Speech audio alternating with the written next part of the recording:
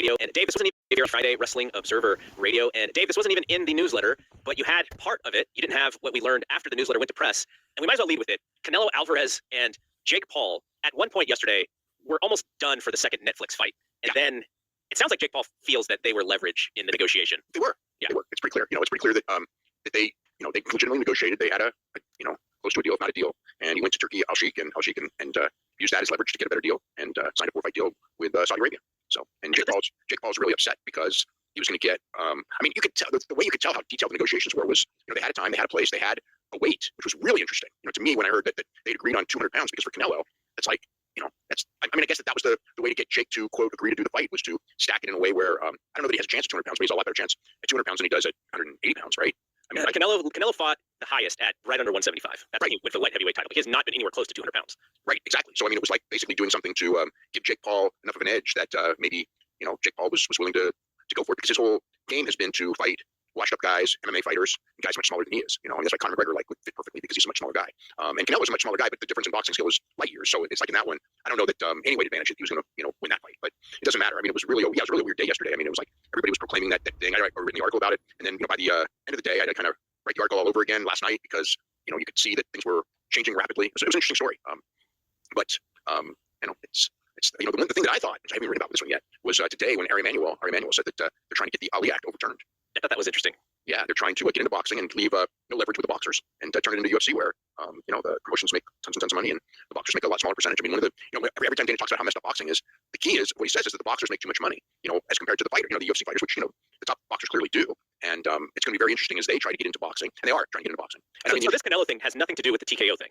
No, these are two completely different things as far as we know, but they could, given that Turkey Al Sheikh is working with or in talks with Dana White, and TKO, Ari Emanuel, and one of the names that's expected to be a key part of this is Nick Khan. Mm-hmm. So that's another interesting thing. Like, those guys don't have enough on their plate, but I guess there's always more challenges in taking over boxing. Especially if you think about their respective childhoods. It's like, I am certain. I don't know Nick Khan's what he thinks of boxing. I don't think I've ever talked to Nick Khan about boxing. I may have, but I don't recall ever doing that. And but Dana, obviously I have many times. And Dana, that was his sport. He tried to be a boxer.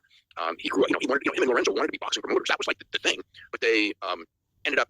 They found out UFC was for sale, so they went in that direction instead of boxing, and then the rest is history. But he's always talked about boxing, how messed up he thinks boxing is. He's always wanted to be a boxing promoter, from whatever. So it's like, for Dana, this is like his childhood thing, and they've looked at it for years and years and years. But every time they look at it, it's like the older boxing promoters had the thing locked up. And they would have to go in there and pay the top fighters money that they were not willing to pay. So, but now they have a backer with unlimited money, and that's a really interesting. It's like not directly part of the Canelo story, but it's a big part of the boxing story. Enough of to where just a couple of days ago in Vegas, the leading boxing promoters all got together in Vegas at the Wynn Hotel for a meeting on how do we survive, stop these guys. I thought Vince was coming into the territories and taking all their guys again.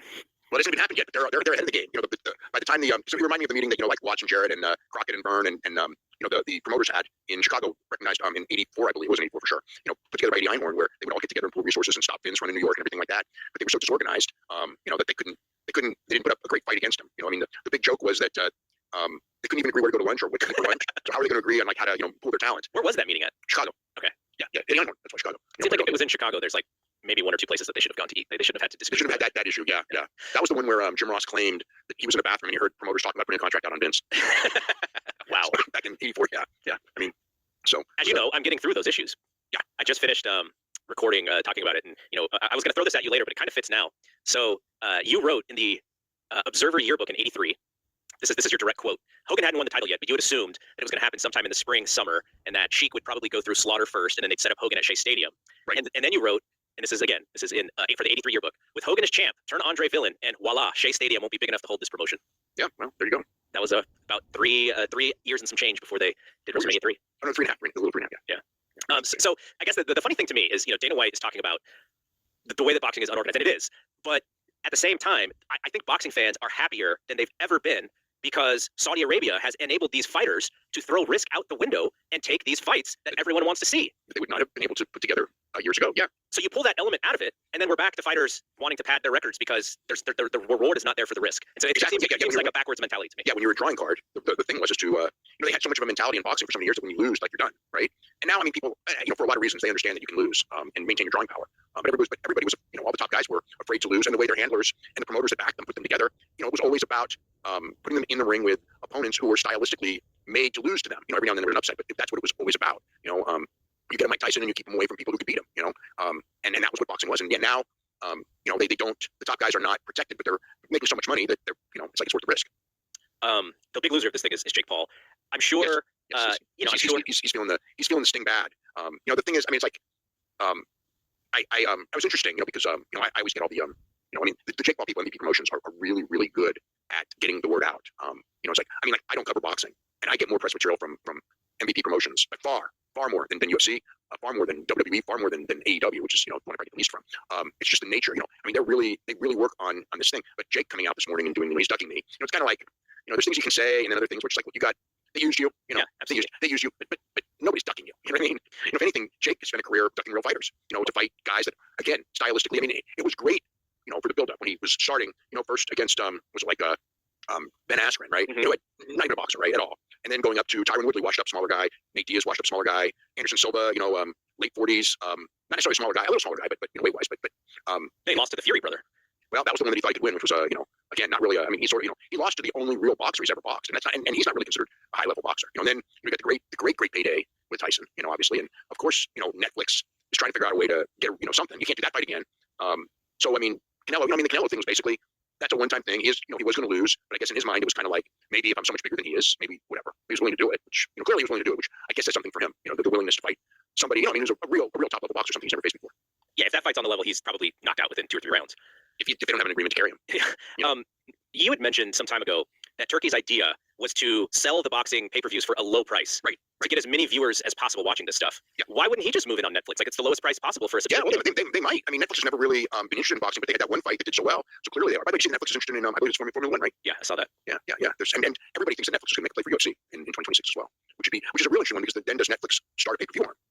That's a really interesting question because, or does Dana White go the WWE route? I mean, it's like that's a big mentality thing. I mean, I know that when WWE went that route, Dana was very negative about it because he basically said, "You've just told everyone that WrestleMania is worth $10." You know what I mean? And he just thought that was a bad idea. But I mean, look, I don't cry for him. They would have made more money on WrestleMania on pay-per-view, but in the long run, they managed to, I mean, they managed to basically sell their WWE network for way more than it could have ever generated, and way more money than the pay-per-views could have ever generated because Peacock was, willing to go deep in debt with the idea of getting WWE subscribers and obviously losing hundreds and hundreds of millions of dollars every quarter, with the idea that in the long run, the last man standing in this game will end up making money, which is probably true. I think that the key people would do that. And WWE realized, one of the reasons they did the deal with Peacock, number one, is that they got way more money than they should have, or I don't say should have because you get it, but way more than they could make on their own. And the other was the realization that when they started in streaming, they were, sort of pioneers in it. But once all the big boys got into streaming, the WWE network was going to be so fringe, so they needed to be on something bigger. And that was Peacock, and now it's Netflix. I was going to save this for later in the show, but since we were talking streaming, and believe me, people, we will get to wrestling in a second here. Do you know that we just passed the biggest streaming day in the history of streaming? What was that? It was Christmas Day. Oh, because of the NFL games. So according to Matt Bellany, he wrote that Nielsen shared with him that December 25th broke the record for most minutes watched on streaming services in a single day on the U.S. I would have expected that with the NFL games, yeah. Did you? I mean, I had it in the issue. The Royal Rumble was the most watched WWE pay-per-view event ever, including last year's WrestleMania, because of Netflix international numbers. And the interesting thing is the Netflix international numbers for the Royal Rumble, which did surprise me, were lower than the first week of the Raw show, which actually didn't surprise me. I didn't think that they would get quite that high, but also were very slightly lower than the second week. I mean, it's bigger than the last couple. I mean, I'm talking only international. Obviously, even last week at 2.9 million, that was more than 2.1 million of the Rumble. But the 2.9 million includes the United States, 2.1 million doesn't. So I'm doing country to country comparisons. But I just thought it was very interesting that. So it's interesting. Again, I wonder if Mania can hit the numbers of the first show, because Mania will be bigger, and Mania will break that record. But it is, it did break the total viewership record that Mania had last year between all the international deals that they had. And obviously Peacock in the United States. So the growth, there was some growth over last year's Rumble, but not over Mania was still bigger last year than Rumble was this year within the United States. But because of Netflix, it's bigger than which tells you something. Because again, it was the Rumble was 2.1 million home streams, whatever. And that's more. I think people have this idea of like how big WWE is, and it's big, but it's like that's like more than any WrestleMania ever did 2.1 million outside the United States. This is not World Cup soccer. You know what I mean? Right. Some people that live in the wrestling bubble think that it is, and it's not. It's not even close. It's not even close to a big boxing. I mean, like when you compare the number that WrestleMania will do with the number that Tyson and Jake Paul will do, it's like it's whatever, 20 to 1 or something. I don't know, somewhere in that range probably. So just for numbers' sake, they're counting in viewing minutes, and the two games got to almost 3 billion minutes, if I'm reading this correctly. The Ravens-Texans game was slightly ahead of the Chiefs and Steelers, but they were almost identical. I'm assuming the Beyonce part of that maybe edged it out. And then you'll never guess, or maybe you would guess, what number 3 was for that day. I don't know. Red 1. Yeah, right. Because that's big numbers. Yeah. That's big records. Yeah. Red 1 was clearly in third place, though very far behind the two NFL games. I thought that was interesting. Like streaming, obviously, we should be breaking streaming records, every year because it's just going to be more dominant as time ages. But I thought that was kind of interesting. Yeah. All right. So you wrote the York story, the Janelle Grant story, the new lawsuit. how long until the defense resubmits their claim so that the judge can decide? I don't know the time frame. I figure very soon though. Because they knew it was coming, but they have to prepare for what's in the thing. Yeah, but you know what? What's in the thing in her arguments? There's nothing in those arguments that should have surprised the WWE lawyers and the defense lawyers. I mean, it's the same arguments that they had from day one on why it should go to arbitration. And I mean, the key is the Speak Out Act. And it's like basically the judge, if the judge believes, believes that there's enough of a case for sexual assault, then the NDA can be thrown out. I mean, it's basically there's a law there. It could be. If she doesn't believe that there's a sexual assault committed, then she can send to arbitration. I think that there's enough. I mean, it's a weird case because I mean, it's like people want to live in the world of good guys and bad guys. In the real world, it's not so clear and simple. So what you do is you take, this is what happens in every case. Whether there's a victim that's embellishing, lying, or completely telling the truth, the other side will always attack character. We saw it with WWE and Jessica Rosenbaum and everything. When I knew it was coming, right? I mean, and that was the same thing that that's what lawyers do. You attack the character of the person who was doing the complaint against you. So that's what they do. But on the other side too, you're making it as much as possible, as graphic, as horrible as possible. And boy, they did that. I mean, it's horrible stuff. But you got to look at it and go like, the wording and everything like that, and it's sex trafficking and all that. It's like there may be something to that, but you also have to look at it with the eyes that it could be real, it could be embellished a little bit, it could be made up. But the thing with this case that is so strong is that all those texts are real. Mm-hmm. Those texts are really bad, and because of that, I mean, that's what did Vincent was the text. Which you would think. I don't know. Well, I mean, and then he's trying to refute some of that by saying if you only had read the full threads of what was going on, you would think differently. But he deleted all that stuff.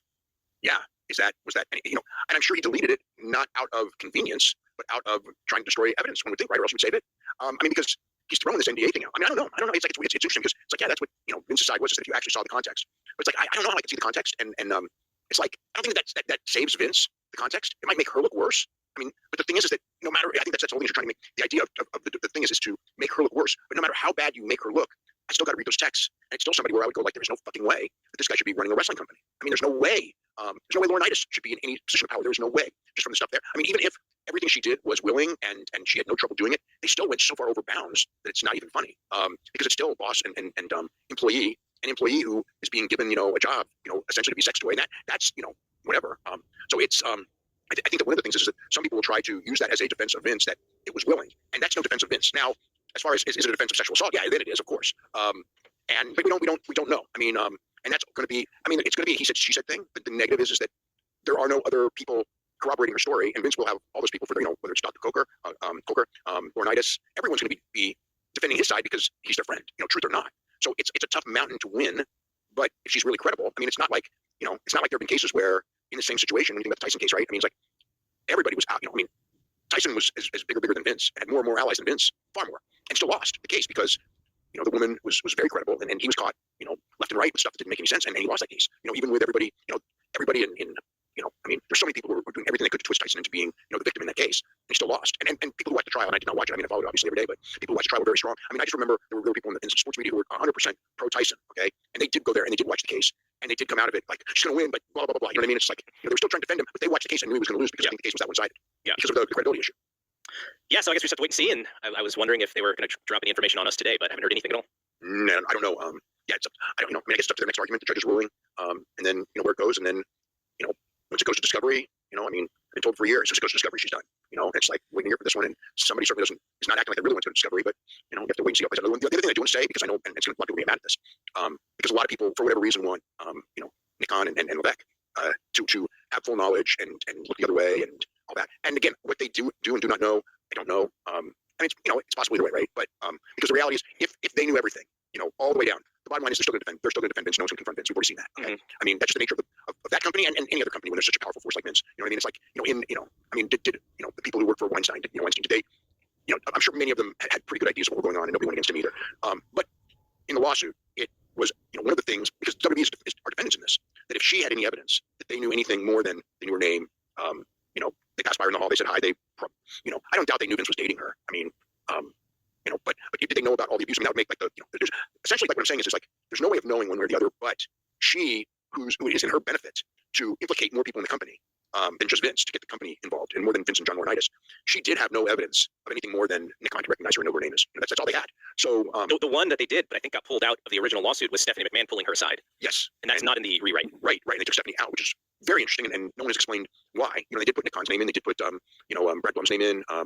Lesnar's name is in. I mean, Hayes. Well, Hayes was never even in the first one. This was just Michael Hayes was a new story, right? But it's another one of those stories of like. And by the way, I mean, Hayes is working there still. I mean, unlike Lesnar, who they sent home. I mean, Hayes was another one. I mean, it's like, I guess with Lesnar, the allegation is that he went to her directly to get photos and videos. Where with Hayes, all it is that Vince ordered her to, or she on her own, which I'm doubting, but Vince encouraged her, ordered her, whatever, to send stuff for Hayes and his buddies to look at. But it wasn't like Hayes was, there's no evidence of Hayes asking for it. Vince is just the guy who, he's oddly like he's a nice guy. pimping out her photos to his friends. And there's no mention of any like reason other than his own weird gratification. But he wants her to do stuff to the construction workers working in the building. He just, it's Vince. It's like, what is it? I mean, the funny part is it does fit with Vince's character. There is, but it's the old boys thing. I don't know how prevalent this would be in the real world, but in the wrestling world, it's not that unprevalent. The idea of guys sharing photos of women, in the territory days, this is not unheard of, and it is actually quite, common. So it's just like, it's not defensive at all. Believe me, this is just what the wrestling, this was, I don't think people like really fully grasp how sleazy a business this has always been. And Vince comes from that business. It's like, maybe like these guys now, do they come from that business? No, they come from other parts of the world. But the Vince, that's the business he grew up on. The whole thing of like, look at what my girlfriend looks like with no clothes on deal, and he's far from the only one to do that, So, again, it's not a defensive Vince. It's just like, it was a, the stuff that happened before. Man, it was brutal. Like I tell people, it's like, you better not watch those 70s. If you want to be consistent about hating people who abuse women, don't watch 70s wrestling, because I'm not trying to implicate everyone there. There's a lot, and it was just commonplace, and it was just expected because wrestling was the way to, I don't want to say who said this, and again, there's actually many who have, many. The whole thing is that wrestling is a way to never grow up out of high school. You still date high school girls when you're in your late 20s and you're in your 30s, and you still do all the stuff that you do when you're in high school, and you don't have to go and do a job. You know what I mean? You just travel towns and you get to screw around and you get to lift weights and you get to do drugs and drink beer, and that's what the old school guys. That was what they wanted it to be. That's what got them into it, and that's what the business was back then. All right, so the other lawsuit, the Ring Boys lawsuit, that passed on a vote to the law, so we can actually continue with that one. Yeah, Supreme Court. Yeah. They're not related, but does having it can't be good for him to have both of these things out there at the same time. No, especially because each references the other. You know what I mean? It's in the sense of there's this pattern of, this pattern thing. So yeah, no, it's not a good one. And it's the other thing on this one, unlike with the John Grant one, on this one, originally the lawsuit was filed on behalf of 5 unnamed and still unnamed men in their 50s who were teenagers when this was all going on, and evidently that there are many more. That have joined in that we don't know about. I don't know what the number is. Whatever it is, but it's not 5 anymore. There are more. The danger of this suit, obviously, the Janelle Grant suit, it's one person fighting an army against her. Which again, she, that's what the situation is. The other one is like many people who all seem to have pretty similar stories. And I have no doubt. And I have no doubt that the stories of those Ring Boys are real. Like the other one, it's like they're shades of gray. I don't know everything. It's one person's word against another. I think that there's some really bad shit that happened with her. You can tell by the stuff that is real in there that forget about the words and just the evidence that's there is horrible, really horrible. But with the other ones, in the other cases, like there's so many corroborating people, and it's not like these stories haven't been known for 30 plus years, 40 years. It's really bad shit, and there's corroboration, everywhere of it, and it's been known, and it's just again, it's an example of another time. The Snuka thing, right? Like if the Jimmy Snuka thing that happened in was I think 82, 83, I think it's 82, with Nancy Argentina. Like if that happened now, okay, let's say there's a death on a Tuesday.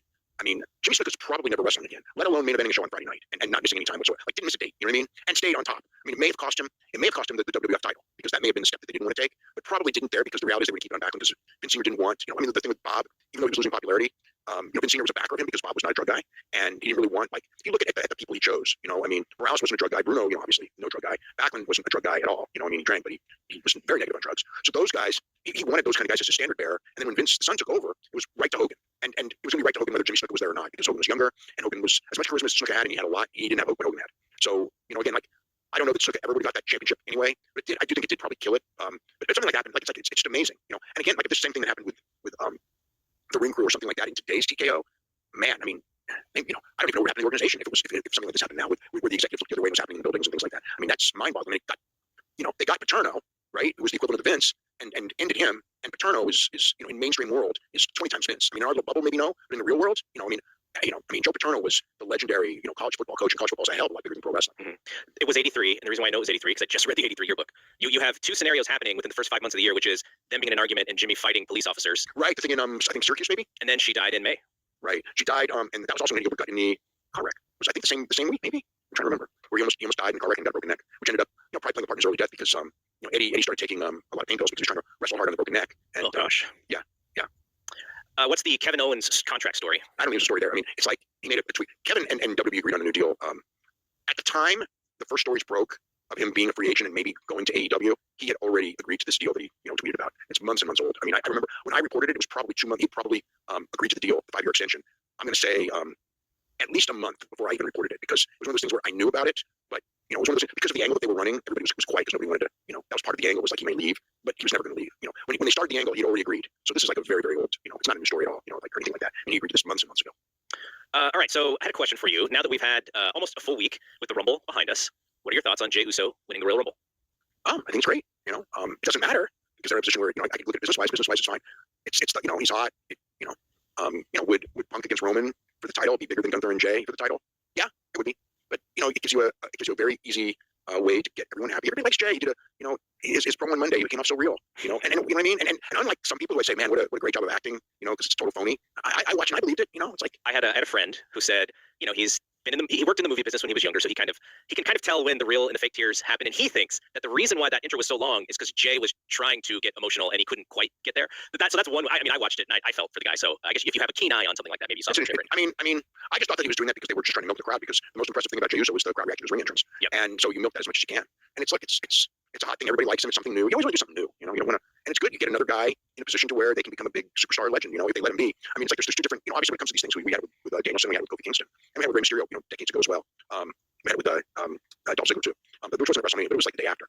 I mean, it's like there's guys that they will put the title on because they want the pop and the fans will like it, but in their minds, this is Vince's mind, not you know, well, that may be completely different. But in Vince's mind, they're not qualified, they shouldn't be there, but we can get a big pop, and then you know when we take it from them, you know, it'll get heat on the heel that we give it to when we take it from the guy. You know, that's the whole mentality behind this. So, but you know, we don't really, you know, so I don't know if is Jay going to be that champion to where it's just like, you know, we don't really believe he's a top guy, but you know, the crowd's chanting yeet, and it's an easy pop, and look, you know, the visual when he wins the title will look really great, and I mean, I presume he's going to win.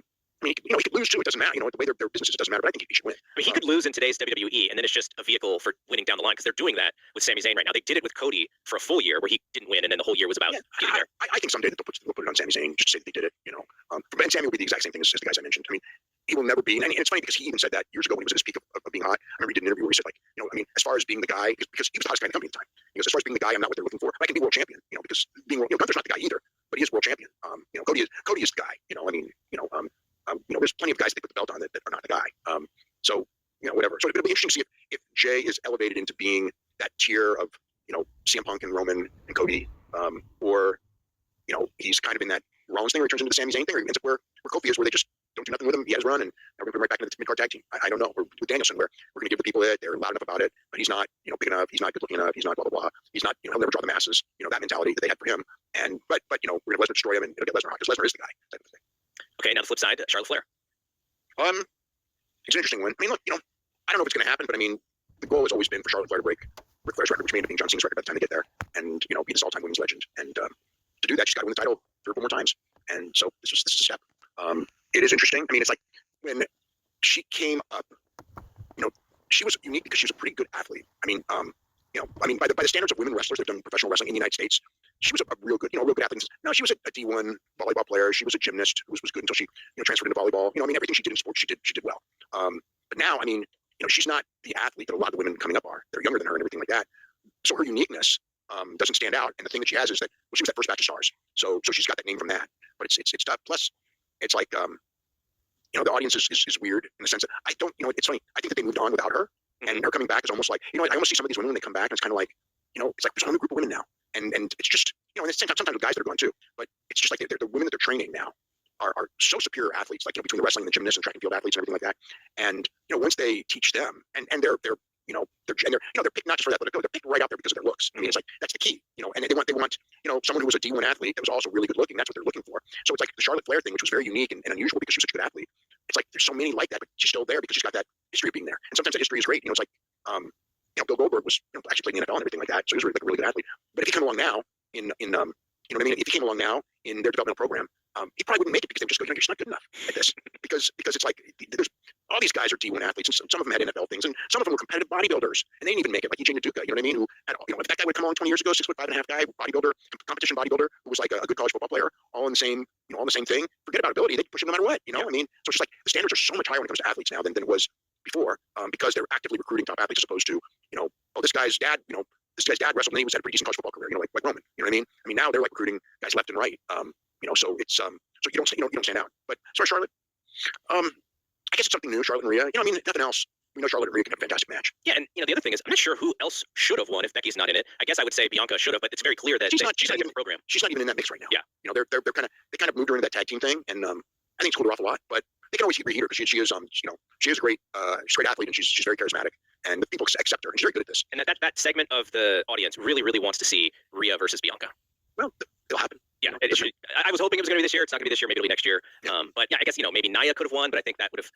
But I mean, I guess if she's pushed all year, there's nothing new there. Yeah. I mean, she could win and challenge Tiffany, but it's like they're going to do that anyway, right? So they didn't need her to win Rumble to do that. Yeah. So Charlotte was probably the right person to win. But I mean, there's many other people who could have that it could have worked, but Charlotte was the one that they clearly, I mean, they had their for her long-term story, they need to get some belts on her again. Okay, but on Monday when she does that promo, what did they want out of that promo? Well, I mean, the funny thing is at the end of the day, she was going to be the heel against Rhea anyway. But I think that I don't know if the idea was for her to come in there and do that and then turn on the crowd anyway, or the idea was to do two baby faces. I don't think would be the idea. But obviously she was very flustered. You could see like she didn't expect it, and I think she kind of went through with what the original plan was. But I mean, as far as she had a much better babyface promo on NXT than she did on Raw.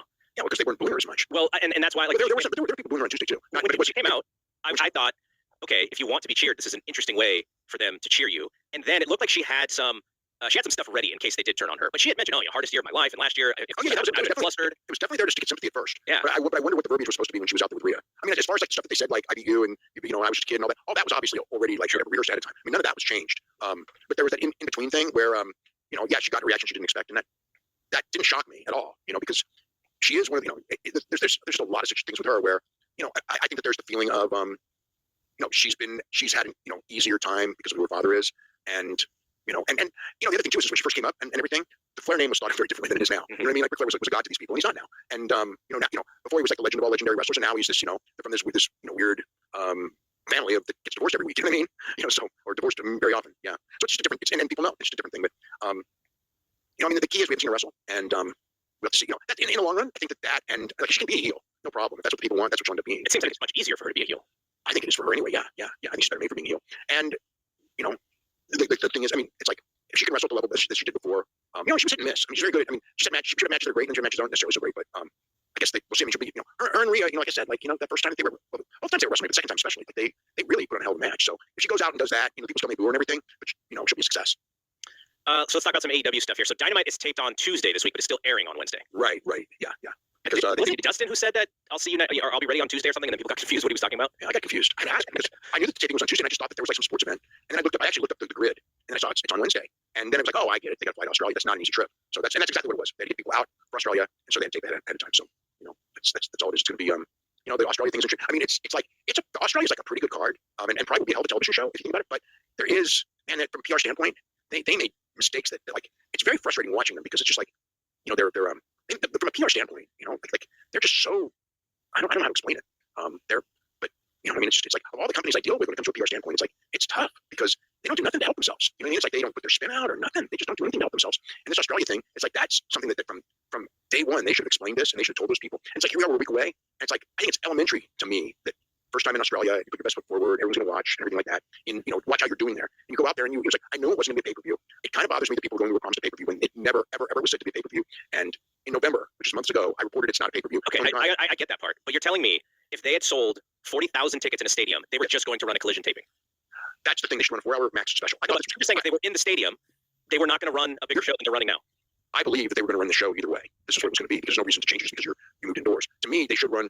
I mean, I don't see any reason why they shouldn't run a 3-hour and 45-minute show. And if it's only 2 hours on because of the nature that they want to replay that All-Star game, I get that. I get that from a TNT standpoint. And you want to put it on there because guess what? From their standpoint, that is the best time slot possible. It's a great time slot on the West Coast, and for the and for the East Coast, it's like it's late, but you never you get a lead in like that twice a year. So and you're going to open with whatever. I think that but the thing is like I don't know what the deal is with Max. I'm not privy to that, but I just feel that they should have done they should have made it very clear months ago and called this again. And I don't know that they're even, I guess it's called Collision, but I think they should have called it Collision. The stigma of the name. It's like that's one of those things that's really weird. Is like they announced this pretty good lineup, but everyone says, but it's Collision. It's like, well, it's better than any Dynamite. You know what I mean? It's not better than a pay-per-view. It's better than any Dynamite. They're not calling it Collision on their website in any way. It is just called AEW Grand Slam Australia. Okay, but people are like doing this Collision thing in their head, like it's a negative because it's Collision and we're not getting whatever. But they should have went in there and they should have months ago gone in there and go and done a 4-hour loaded show. I mean, the thing that like bothered me, as much as when they announced that tag match with Moxley and Claudio against Copeland and Jay, it's like, come on, just if you don't want to put it on TV, that's fine. But give those people Moxley and Jay in their building. You would have had a moment to get Jay White a babyface pop too, because when Copeland tries to get Moxley to say yes, Moxley says no, and he runs out, and then Jay grabs the mic, and then I thought he was going to say, well, you coward, it's wrestle me in my home country or whatever. And then I thought, oh man, that's going to be a great babyface pop. And then he said a tag team, and I was like, what the heck is going on? Why would he even want a team with Copeland, who wants his title shot? Like, what's the end goal here? I figure the end goal is to beat Claudio and not beat Monks. No, I know. Or maybe Adam even beats Monks to set up, which actually would be the worst idea either, set up the pay-per-view. Yeah, sure. That's the best thing for the pay-per-view. But I'm saying for Jay White, we've watched him. He didn't get a one-on-one title shot. He's the target. So why does he want to tag team with Copeland instead of trying to get his own title shot? That's the part that didn't make sense to me. I completely agree. I was shocked when he picked up the mic. It's like, okay, I know where they're going. And it's like sometimes when you in your own mind know where you would go and they do something different, you immediately go, this is wrong. Yeah. Totally. And you have to get that out because I'm definitely guilty of that. Okay, because everyone's vision of wrestling is different, and Tony knows where he's going. I don't know where Tony's going. A lot of times, sometimes I do, but a lot of time I don't. But I will still say, saying all that today, that you cannot convince me it should not have been Moxley and Jay for the title, whether you put it on TV or you just put it in the building. But I mean, they should have 8-9 matches, and if you want to do it for take 2 episodes, take next week's Collision there, or take obviously they have Dynamite on Wednesday, so you're not going to take another Dynamite, but or just do like, I mean, to me it was kind of like at the end of the show, your 2-hour show, you go in there and you go turn on Max because the show is not over, and it encourages people to buy Max, which should be one of their main goals, and it's something special, and it becomes a special show, and I thought that's a layup, and so I hate when they miss the layups. I hate when WWE misses the layups too. But or New Japan. But to me, the show, yes, they missed a layup, and it should have been bigger than it was. And if you had done that, you wouldn't have none of this. I don't know how strong the fan wrestlers. I know there's some people who complained a lot, and that magnifies. But we don't know. We don't know is that a real thing or not? Because I mean, I woke up to all these people, Jay this, Jay that, it's so bad, and it's like, you guys, come on, don't be complaining about Jay Uso because obviously the masses are going to go crazy for him, and they did. So I don't know how much this is or how much, but it doesn't matter. I mean, to me, this is just an easy one. It's not. If people are mad, you can make them happy. And that's part of your job is to make your audience happy and make the show feel bigger. The show doesn't feel as big as it should, and it would have been easy to do it by going like, this is the first Max special. We're going 2 hours on TNT. TNT. We're going 2 hours on TNT, and then we're going 2 hours on Max after. And it's like, okay, now it's a special show. They didn't do that, and I don't know why. And it's not like they don't have the talent to do a 4-hour show. I mean, it's like, look at all the people who are not even mentioned on the show. They have, they got the depth. They just, So anyway, yeah, that's my thoughts on that show. So still no date or venue for Double or Nothing. Nope. And I saw that the Dynasty tickets were not off to a great start. I know that one. LA was a good start. I would not call it a great start, but it's good. They'll probably, I figure if they get 10,000 people in this day and age for them, that's good. Even nine, it's okay. I mean, it's not knocking dead. It's LA, first time in that arena. I would hope for 10 for sure. But Philly, I thought first time pay-per-view in Philadelphia. They're not in a big building. I thought that it was going to go clean, or close to clean, because I know that they opened with very high ticket prices. But so the number that they did for day one, it's disappointing. And like almost all their attendance is like that. I wonder how they're going to do here on the first, because it's like they're head-to-head with WWE pay-per-view. They run that big freaking building. That they, the one thing that they did right for that Atlanta show on Wednesday is like they packed the building. It's like it's better to in a building that holds 2,700 to put 2,700 in there than to go to a 10,000 seat building and put 4,000 in. So to me that was like good. But it's like, and in most places that is what they're doing. I mean, they are going to smaller buildings. They are taking that advice. But for whatever reason, when they came up here, they're going to the open Coliseum. Sacramento, they're going to the smaller building, which should be interesting. I'm curious how they do there. I know that they're not off to a great start, but they may end up doing all right. I mean, it's like, and they've had a big time wrestling show there since because WWE always ran Arco. So whenever Arco Arena was built, and that's like the 80s, right? When they built that building. Yeah, I just remember going there for WEC shows. Yeah, I went to WEC shows there. Those were awesome. But yeah, so I don't remember that Memorial Auditorium being used for wrestling at a big time level. I mean, there were indie shows at the Memorial Auditorium for years, but I don't remember like a big time promotion at the Memorial Auditorium since Roy Shire stopped there 45 years ago, roughly. So they're going to the old building, but it's the right building to go to, and it was a cool. I mean, I went to shows there. That's a cool size building. It's the right size building for AEW. And Sacramento's usually a good responsive city for wrestling. So maybe they'll do real well there. I mean, is it the fact that there's not a ton happening in the Oakland Arena these days, so he's just getting a sweet deal on it? I believe so. Yeah, I believe so. Interesting. And then ROH TV talks seem to have stalled. There's nothing we've heard new in months. So, but I mean, these talks, you don't just snap your finger and make a deal. These things take a long time.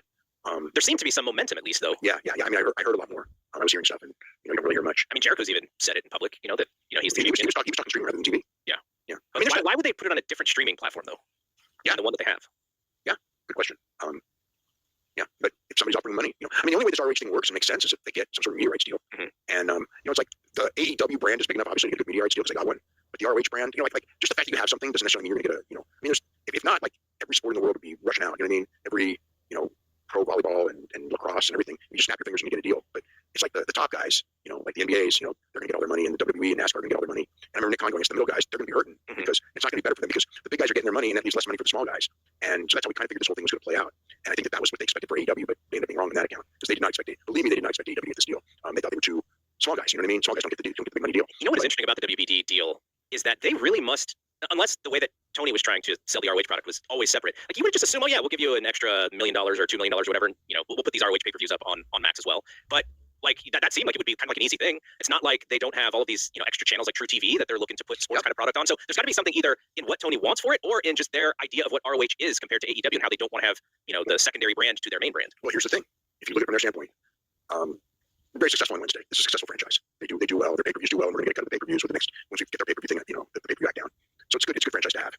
Saturday, it's like, look, like what are we going to program on Saturday anyway. That's not going to get killed. You know what I mean? So this is okay. It's okay. I mean, it's not great. Obviously, the number last Saturday wasn't good. But again, if 100,000 people watched on Max, in addition to that 200,000 that watched, that's not so bad. But I don't know if that's how many people watch or anything. Yeah, I would guess that would be a little high, but yeah, I mean, probably. But the thing is like, it's okay. But they canceled Friday. I mean, it was like in their minds, like AEW fans will watch one show at a good clip, and a second show at a decent clip, and a third show at a not decent clip. Because if they thought it was a decent clip, they would have kept. So that's a why add a show when you already had your experiment, and your experiment said that the right number of hours is 4, the right number of shows is 2. So why would you want a third show? I mean, it's like, you send that third show, and they had to, when they made the deal, they had the rights to sell the third show somewhere else, and it hasn't happened yet. So it's, to me, it's dead. I mean, the Fox thing seems certainly dead. And you think that any sort of like Tubi kind of thing, or a Pluto or whatever, like those deals would probably be out there. But the second you put the show there, then you kind of devalue the brand. Yeah. But WWE made a deal with Evolve, and no one's gonna, that show's not gonna do any kind of big numbers or anything like that. It's not called WWE Evolve, I don't think, right? No, I don't think with the stigma. It's just like, it's interesting. I think just to, and it's interesting the time slot too. I mean, the last time they did an Evolve special was head-to-head with AEW. Now they do a show head-to-head. I mean, it's not going to hurt AEW in any way, shape, or form. I can't imagine anybody's going to appointment television viewing Evolve. Yeah, but they're doing it. And like it is the thing. I mean, WWE is going to have 7 days a week, in some form, because Monday's Raw, Tuesday's NXT, Wednesday's going to be Evolve, Thursday's TNA, which they basically, I mean, they don't control it, but it's there. It's affiliation. Fridays SmackDown, Saturdays pay-per-views, Sundays A&E. I mean, it's every night WWE. They're blanketing this thing, and the more you do that, the more it closes the door on another, guy trying to come in and, it's just fruitless as that would be, or, puts this, the screws a little bit more to Tony Khan. They got no free days, to go in there where we're not going to have something, even though the Tubi thing isn't that big. But the A&E isn't that big, but it fills up a day. Somebody asked about Supercard of Honor and Mania Weekend. Yeah, I haven't heard anything about that either. And it's about time that they should, I mean, that's another thing. When we talk about the Oakland show, I think the tickets go out on sale today finally for the Oakland show. I think so. I've seen one social media post in my feeds for it, and that was like a couple weeks ago, I think. I wonder. I mean, I haven't seen anything either or heard anything, but I know that like on Thursday tickets weren't on sale yet, at least to the public.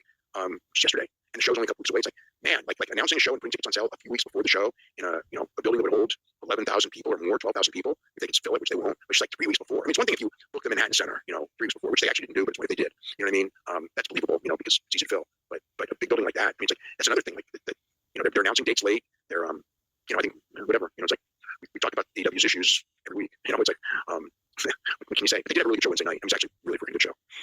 I don't think I liked it as much as you, but really? I did hear the conversation you and Brian had about the tag match. I have since talked to Brian about that discussion as well. It goes back to what you just said earlier. In a lot of the tonal aspects of how I feel watching AEW is, I think they're going to do one thing, and I think things are leading to that way, and it seems like it's a layup, like you said, and then it's not exactly how it happens, and I kind of get flustered and frustrated and go, okay, why is it happening this way? And I feel like that a lot watching television, and it's not that I could never book pro wrestling television, so I would not put myself in his shoes, but I've been watching a lot of pro wrestling television, and including, by comparison, a lot of WWE, and I came to the conclusion that, when you compare Tony Khan's booking to 2018 Vince McMahon, he's the most refreshing person to do television. And then when you compare that same guy to Triple H in 2025, I think it brings him down a little bit. And I'm not sure that his booking has changed all that much, though there is a little bit more hot shotting here and there. But he's a similar guy, I think. Yeah. What's funny is there have been people who have started watching those original shows from 2019 out there on Max that didn't watch them then, and the reaction that I've got is the crowds are hotter. Yes, absolutely. The crowds are hotter. Okay, but it's like the booking's exactly the same or worse. And that's what they're making all those complaints, but at the time, it was actually the best booking in all of wrestling. Yeah, it was so fresh. It was frenetic, but frenetic was good back then because we were so tired of the old stodgy Vince McMahon stuff. But one of the things that they did, I had plenty of ideas of what they should do in that first year, and they did like nothing, none of them at all. Including the idea of my mentality of this company when it started was that you have stars to the underground. And Chris Jericho and Moxley are stars. Like they're stars that people know. Cody was to the mainstream. He was just a mid-card guy in WWE, not even a especially memorable one. He was just whatever. So like to me, when that thing started, it was like goal number one, go really, really, really hard on your stars. And what they did, their mentality was, because they didn't put is, we want to make other people. We're not going to be the selfish bookers. So we're going to come out there, and we're all going to, Cody, Young Bucks, Kenny Omega, we're all going to come out there, and we're all going to lose to these unknown guys to make other people. And it's like, you got to make yourself stars first. 6 months from now, not the first 6 months, but they did. And it was like, you've got to make the guys who could be superstars, the crowds were going to react too big, because those crowds that were coming knew these guys. But they had wrestling stars, but they didn't have television stars. And I don't think they did a great job of making their wrestling stars into television stars, but they were big enough wrestling stars that that they did well and they drew great, at first and all that. And then, all kinds of things happened that were negative and took them down this notch and that notch and this notch. But I don't know. I don't know to do that. I mean, I just think everything on that. Okay, I can tell you what I saw, which was when I saw that they had the matchup, I was like, this is actually a really fun match. But I kind of feel bad for House of Hounds because they just got this video. They just said, we're on our own. We're this new thing. And you're like, oh, I actually want to see them built up now for the tag team titles. And then when you put them in that match with the other guys, in order to establish them, they had to get a lot of offense on Fletcher and Takeshita. Yep. And Fletcher and Takeshita still had to win because they're going to be the main event of that show. So I thought it was like, you couldn't do the perfect match there. As fun as it was, you couldn't get the perfect outcome. And the only outcome was being Brody King. So to do that, they did everything they could to protect Brody King. They gave Brody King, they booked him like a monster. He looked really strong. It took all this shit to get him to lose. It was the only way they could do it. I don't know. I'm always partially because I think that what happens is that I didn't grow up on WWE. I grew up on everywhere else in the world and WWE. So people who only grew up on WWE only see WWE and anything that's not WWE, they just think it's wrong. And it's like there's 50 right ways to do this. I watch freaking Arena Mexico every week. It's the right way to do it because they're flourishing. Okay, they're flourishing. New Japan from 5 years, they're not flourishing right now. New Japan 5 years ago, absolutely flourishing, right? All of that stuff about all these great matches don't help you. Watch New Japan 5 years ago. Those great matches helped you. It's not. It's never the be all and end all because New Japan, it wasn't just the great matches. It was that Tanahashi and Ibushi and Okada and Naito, they all had giant fan bases. Cared about all of those guys. And that is the thing. It's like you do it, have to. You can't just throw great matches. That is a weakness. You can't just throw great matches out there in and of themselves with no backstory, with no meaning, and grow. Never happened. Never worked. Ever. Having better matches than the other guys is never. It's like it's better than having worse matches than the other guys, but it's never the difference when there's all these other things. I've never seen a wrestling war where the weak side won based on better matches. The weak side, if they won, it was based on stealing the stars from the strong side and having, or having better television or whatever it was. And usually the weak side loses, almost every time. But there are exceptions. There have been times where the weak side becomes the strong side for forever. Not this short period of WCW where they self-destructed. But WCW, I mean, it wasn't because they were presenting better matches. It wasn't because the cruiserweights were having great matches on Nitro and it made Raw look slow, which was the case in that day. But the reason that they were winning for 2-year period was because Hulk Hogan, Randy Savage, Roddy Piper, Ric Flair, they had fucking star power through the roof. And then when the other guys got star power, all of a sudden your stars are old. You know what I mean? And then that's the thing. It's like you gotta. You go with that hand for too long. That's like it didn't last and it ended up losing. Okay, but the thing is but there's there's almost like this villainization of good matches, trying to, because people hate AEW so much, trying to say that it's actually bad to have good matches, and it's like the wrong match at the wrong time. Whatever. But if the crowd goes crazy for it, it's generally it's a good thing. But in that match, I just thought that I watched it a second time. It was so much better the second time than the first time. Because the first time I'm just watching it as a fan watching a match. The second time, it's like, okay, I got to watch every little thing. It's like, my God, the wrestling was so good. It's so. It's like I'm watching this up close. Kesha is so freaking great, and Fletcher has so much presence, and Brody is really freaking good, and Buddy doesn't have the greatest charisma, but actually what he does in the ring is fantastic. It's like, I remember people in WWE, they used to tell me, it's like, Buddy's like the best wrestler here. When it comes just inside the ring, and it was kind of like, but he never had the personality to get to that level. And they also kind of put a ceiling on him in a lot of ways. He could have been better, and obviously, Heyman was very, very high on him. Obviously, if you watched it, Heyman's thing was trying to use him in Black to be his Eddie Guerrero, Dean Malenko, where they start here and just by the nature of the matches get up here, but then bam, bam, bam, it's like somebody stopped it. But he was super high on Buddy Murphy. So it was like, I thought it was a great match, and the story they were trying to tell, it actually necessitated doing it like that. And actually, I think that honestly, when I watch it, because one of the things that reminded me of is Steve Williams, Ken Kobashi, because I went to Budokan Hall, and Steve Williams comes up, the story, right? He comes up to me, and you're really gonna like what I'm gonna do tonight. Just like really come back after and tell me what you think. But I'm really really want you to see what I do tonight. And what it was they had a really good match. But the thing was, is that the finish, he picks him up, Stampede 1-2. Kobashi kicks out, place goes nuts, and then he beats him with, I don't remember what the other move, or something like that. But the whole thing was, Kobashi wasn't a big star then. So that made him, just kicking out of the move made him. Well, it made people think he's somebody. More than just beating him with his regular move, like the normal, like you would expect to happen. Honestly, I remember watching it going like, wow, he did something for him, like kicking out Stampede. But when he kicked out the Stampede, the crowd was so nuts. It's like he should have given Kobashi about a 2-minute comeback there. Yeah. Because the people were all of a sudden, oh my God, we just beat him right away, because that was just the mentality. And I actually thought that when Brody went down and got that big pop, it's like give him 90 seconds of offense, and you're going to beat him with that double team brainbuster anyway. And the announcers thing, the announcers or Excalibur's out there, and he's just doing like, look at what it took to beat him. Just like that's the story. It's like Takeshita and Fletcher look great in the match.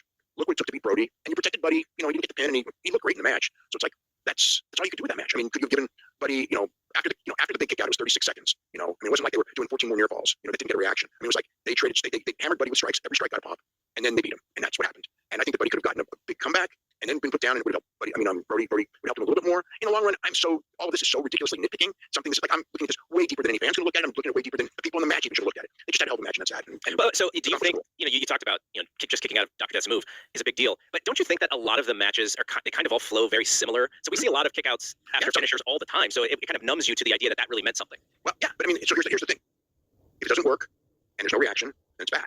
As long as it works and there's a reaction, then it's good. And the number of times is not based on a mathematical formula. I tell people this all the time. It's like you can do 50 of them. And if the crowd's the hottest at number 50, then you didn't do too many. You can do 3, and if the third one is down from the third near fall is down from the first, you may have done too many. It's not. There's no rule in this. It's what the crowd. That's what this whole business is. It's about figuring out what the crowd wants on that night. If you go in there with this mentality of a pre-planned match, then you're it's a completely different art form anyway. And that is what wrestling is today, is the pre-planned match. But as far as good or bad, it's what the audience buys. And it's like when we were watching New Japan, so this would have been, again, this is 80s now, early 80s, when Ricky Choshu and Hamaguchi and Yatsu and Dynamite and Davey and all those guys, before they went to All Japan, when they were starting to get that place really, really hot. That was the first place where I saw near fall. And Terry Funk was on the opposition side, All Japan. And I was loving this stuff. And Terry was, it's going to burn out. You can't be doing this, okay?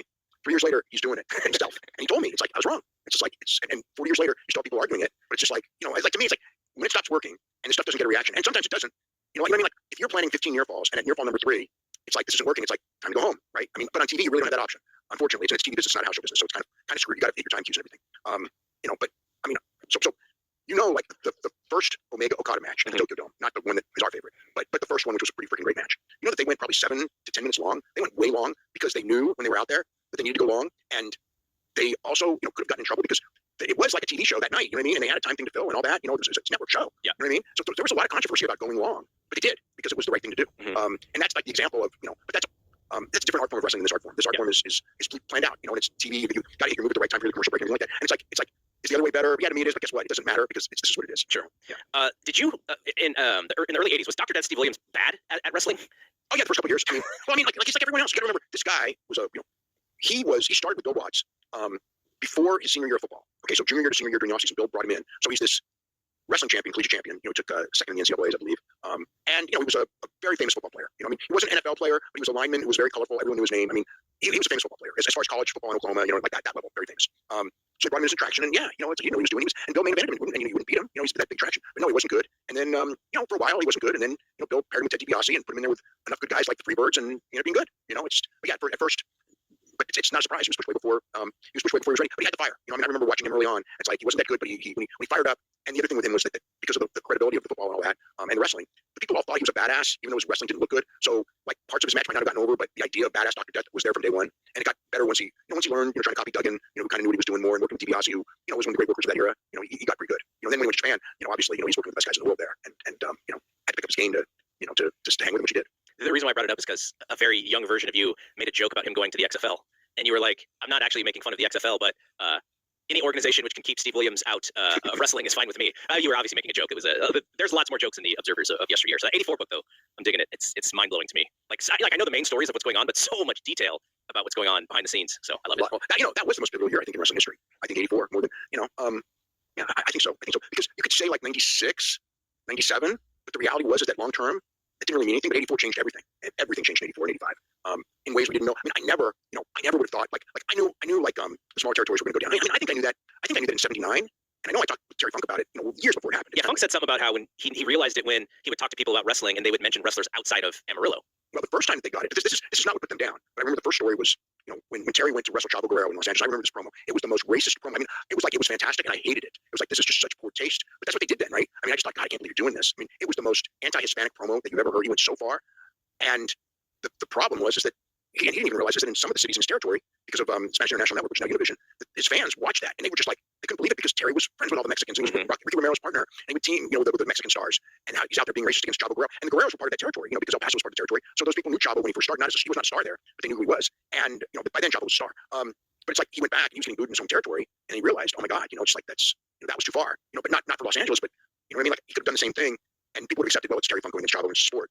But he went so far. But yeah, it was years later, 3-4 years later. I remember the story was that he would talk to the fans after the matches, and they're going like, we want to see Tommy Rich. Why we're Tommy Rich. And just like that's when he goes like, we're doomed because we're too small of a territory, and we can't make our stars bigger than the stars on Georgia Championship Wrestling. We just can't do it. And ultimately, they want to see Tommy Rich, and then Vince had magnified it. So he, Terry was the first, promoter, to sell, before the rest of them, before Shire, before any of them. He was the first big, company to where just like, and he was ready to shut down because it was like, we're not going to be able to make money at this. Now that they have this cable stuff, we're not going to be able to do it. And he ended up selling Murdoch and Mulligan because they still believed in the old system. And he even warned them because it can't work. But they paid him and all that, and they lost all their money and lost a ton of money trying to keep it alive. But yeah, so I knew that the Los Angeles territory and San Francisco territory, Los Angeles territory, that a lot of these territories were going to be doomed. San Francisco territory was different because it was such a part of my life that I never thought it would go away, and it did. When Vern came in, and it's just like, Vern stuff isn't what we want here. But Roy was, Roy had that mentality basically like, I'm rich. I'm not going to fight for this territory. And he called it the deal with Roy when he was on his way down. Vern got TV on Channel 2, so he had better TV than Roy had. And he had Patterson and Stevens, and he had the great interviews. And the AWA did not have great wrestling. The wrestling matches on the TV were shit. But man, Jesse Ventura, Adrian Adonis, Mad Dog, all those guys that were there. This was before Hulk. But Stevens and Patterson were local legends. They're on the TV. And Roy, Barnett was like the big player in the NWA, big power. And Roy called up Barnett. These guys are coming into my territory. Tell them to stop. And Barnett told me the story that he calls up Vern and goes, you're in Roy's territory. This has been Roy's territory for 20 years. You have to stop. You have to leave. And Vern said no. So he calls up Roy because Vern said no. And Vern, he thought he had protection. He was part of the mob. Right. He owned this territory, right? And it was just like they said no. And that's when Roy got so mad and exposed the business after he got out because he thought that those guys, he paid his mob dues for all those years and he had protection. And Vern came in anyway. And Barnett didn't, crack the whip on him. And what did Barnett do at this point? Barnett didn't have the power anyway. And NWA was going to fall apart anyway because all these guys were too greedy. And it's free enterprise anyway. But yeah. But yeah, like the thing is like when this was all going down, I did not think that Vern and I did not think that Crockett were going to go away. But I did think that most of the others would. I thought that Jarrett would probably hang on because his stuff was so unique. And Jerry Lawler, who was a part owner, and the Von Erichs, I thought, they're so entrenched. I thought Bill Watts, because he was a genius, I thought that those guys would make it. I thought the other ones were all going to go away. And it turned out, in the long run, they all went away, including the genius Bill Watts, because just couldn't, he was too small to be, he was too big to be small and too small to be big, and it just, he didn't make it. And Crockett, who stunned me because I knew Crockett had money. I stunned me that Crockett, ended up going down the way he did when he was so loaded with talent. But the reality was is that, and Crockett had way better wrestling than Vince, but it's not the better wrestling, it's the better marketing of your stars. And Vince was much better marketing of stars, and he was in New York, and he was getting all the media, and they weren't, and it didn't matter. I remember with Bosch and Watts and all those guys that year, Vince would come into their territory and like draw 2,000 people. It's like, this stuff's never gonna work. Our fans are weaned on this, blah blah blah. And it's like, like after WrestleMania 1, I remember Ray Ladd was the one who said it. It's like, Vince won, these guys just don't know it yet. And while they're telling me, Bosch and Bill, WrestleMania bombed in our part of the country, which it did. But it's kind of like, but it's to the people are hearing that they're the major league and you're not, and you're fucked. You know what I mean? It's like I can see it, they're fucked. But they hung on a couple more years and that was it. And it's the same thing. So it's just, and I guess when you look at 84 and you look at 89 to me, it's all history repeating itself in as far as the promotional end of it. So it's kind of like those lessons are I learned a ton from those lessons that relate to today. You and I will be back tomorrow night with UFC 312 coverage. What do you think of the card? It's a two-match card. It's really for pay-per-view. It's not, like Jake Matthews is in Australia, so they put him on the undercard, on the pay-per-view card. But it's really just, Dricus Du Plessis and Strickland. It's like, there's a lot about UFC that a lot of people don't like, but somehow their business is doing great. And Sean Strickland is like part of that thing, that it's like, I don't like hearing him. I just think he's an idiot. And it's like, he's such a negative to me, but he's a good fighter. And he could win the championship because the first fight was close.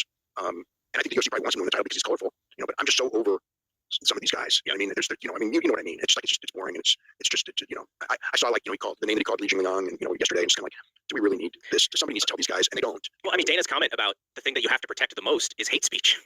That's his mentality. I hate speech. I hate it. I hate it more now than ever before, because I realize the ramifications of it more than ever before, and it fuels prejudice, which I'm kind of afraid is coming back at an alarming rate and being justified in so many ways. So it's like, I hate this stuff now. So that comment, it is amazing to me that some of the major publications did not pick that up and run with it, because I thought that was the most tone deaf thing today that he could have said. Yep. Yeah, he should have actually.